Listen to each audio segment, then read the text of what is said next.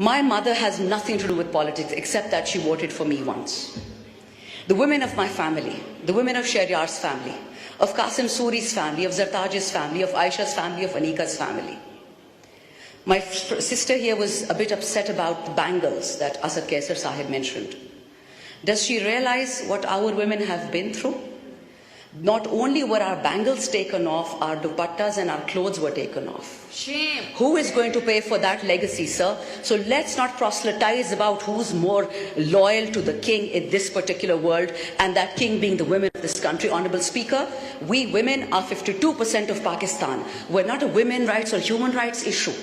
We are a national issue, and I will not allow anyone in this floor to make light of us. I have seen the honor code that my fellow sisters sitting on that side of the house operate on. Not one person spoke when Tayyiba Raja was grabbed by her hair by the Punjab police. So please, let's not pretend to be extremely moralistic. We are what we are. Egocentric,